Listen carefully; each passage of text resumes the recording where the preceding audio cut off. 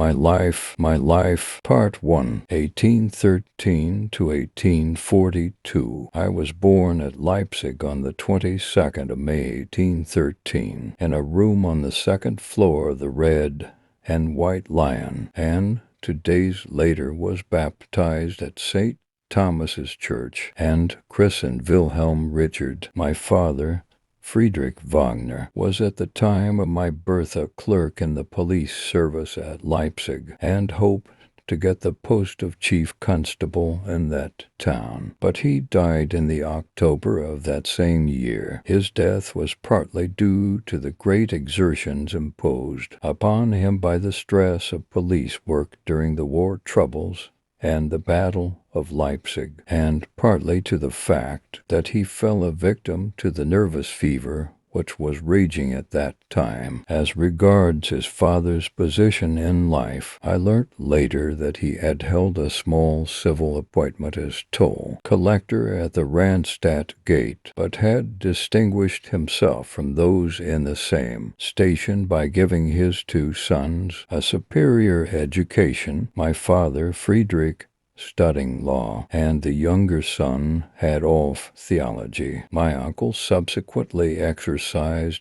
no small influence on my development. We shall meet him again at a critical turning point in the story of my youth. My father, whom I had lost so early, was, as I discovered afterwards, a great lover of poetry and literature in general, and possessed in particular an almost passionate affection for the drama, which was at that time much in vogue among the educated classes. My mother told me, among other things, that he took her to Lockstedt for the first performance of the Braut von Messina, and that on the promenade he pointed out Schiller and Goethe to her, and reproved her warmly for never having heard of these great men. He is said to have been not altogether free from a gallant interest in actresses. My mother used to complain jokingly that she often had to keep lunch, waiting for him while he was paying court to a certain famous actress of the day, footnote, Madame Hartwig. When she scolded him, he vowed that he had been delayed by papers that had to be attended to, and as a proof of his assertion pointed to his fingers, which were supposed to be stained with ink, but on closer inspection were found to be quite clean. His great fondness for the theater was further shown by his choice of the actor Ludwig Geyer as one of his intimate friends, although his choice of this friend was no doubt mainly due to his love for the theater. He at the same time introduced into his family the noblest of benefactors, for this modest artist, prompted by a warm interest in the lot of his friend's large family, so unexpectedly left destitute, devoted the remainder of his life to making strenuous efforts to maintain and educate the orphans. Even when the police official was spending his evenings at the theater, the worthy actor generally filled his place in the family circle, and it seems had frequently to appease my mother, who, rightly or wrongly, complained of the frivolity of her husband. How deeply the homeless artist, hard pressed by life and tossed to and fro, longed to feel himself at home in a sympathetic family circle, was proved by the fact that a year after his friend's death he married his widow, and from that time forward became a most loving father to the 7 children that had been left behind. In this onerous undertaking he was favored by an unexpected improvement in his position, for he obtained a remunerative, respectable, and permanent engagement as a character actor at the newly established Court Theater in Dresden. His talent for painting, which had already helped him to earn a livelihood when forced by extreme poverty to break off his university studies, again stood him in good stead in his position at Dresden. True,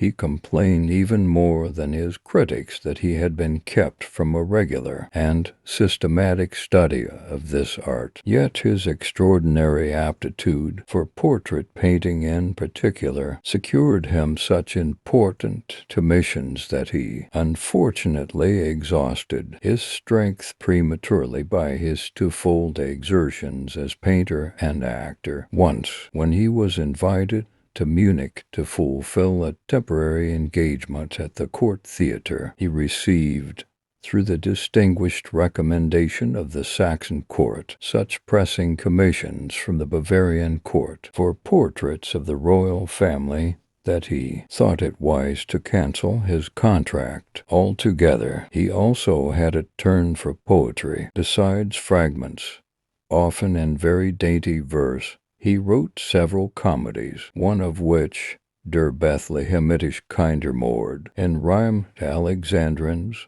was often performed. It was published and received the warmest praise from Goethe. This excellent man, under whose care our family moved to Dresden when I was 2 years old, and by whom my mother had another daughter, Cecilia, now also took my education in hand with the greatest care and affection. He wished to adopt me altogether, and accordingly, when I was sent to my first school, he gave me his own name, so that till the age of 14 I was known to my Dresden schoolfellows as Richard Gere, and it was not until some years after my stepfather's death, and on my family's return to Leipzig, the home of my own kith and kin, that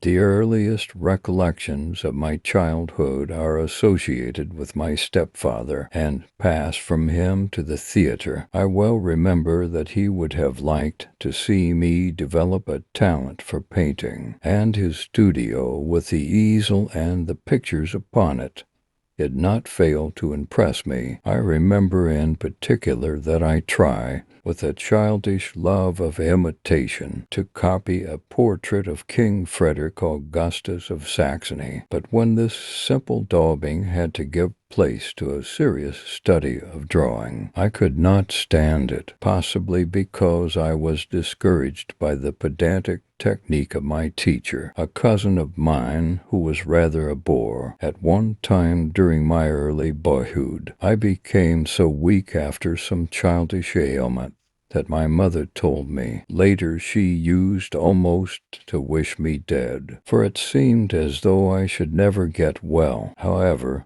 my subsequent good health apparently astonished my parents. I afterwards learnt the noble part played by my excellent stepfather on this occasion also. He never gave way to despair, in spite of the cares and troubles of so large a family, but remained patient throughout, and never lost a hope of pulling me through safely. My imagination at this time was deeply impressed by my acquaintance with the theater, with which I was brought into contact, not only as a childish spectator from the mysterious stage box, with its access to the stage, and by visits to the wardrobe with its fantastic costumes, wigs, and other disguises, but also by taking a part in the performances myself, after I had been filled with fear by seeing my father play the villain's part in such tragedies as Die Wees and Der Morder. Die beiden Galeerensklaven. I occasionally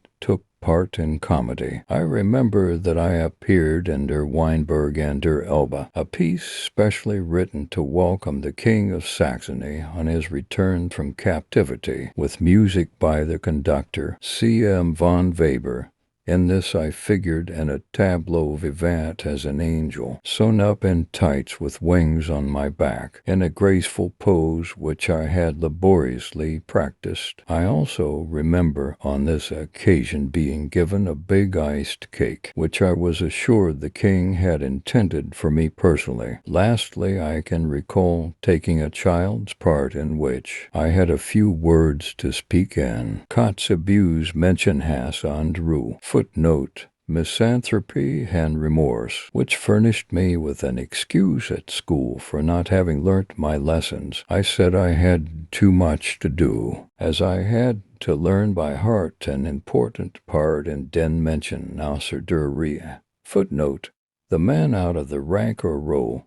In the German, this is a simple phonetic corruption of Kotzebue's title, which might easily occur to a child who had only heard and not read that title, editor. Oh, how seriously my father regarded my education. When I was 6 years old, he took me to a clergyman in the country at Possendorf, near Dresden, where I was to be given a sound and healthy training with other boys of my own class. In the evening, the vicar, whose name was Wetzel, used to tell us the story of Robinson Crusoe and discuss it with us in a highly instructive manner. I was, moreover, much impressed by a biography of Mozart, which was read aloud, and the newspaper accounts and monthly reports of the events of the Greek War of Independence stirred my imagination deeply. My love for Greece, which afterwards made me turn with enthusiasm to the mythology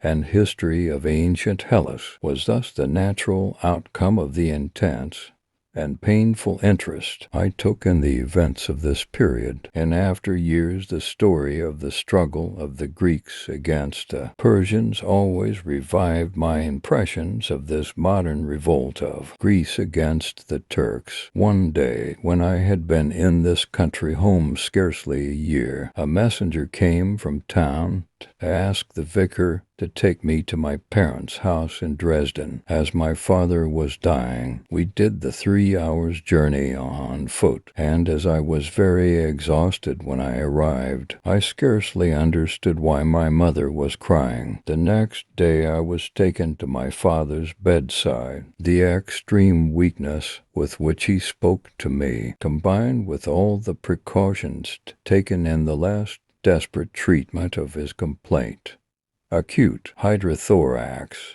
made the whole scene appear like a dream to me, and I think I was too frightened and surprised to cry. In the next room my mother asked me to show her what I could play on the piano. Wisely hoping to divert my father's thoughts by the sound, I played O immer true on Redlichkeit, and my father said to her, "Is it possible he has musical talent?"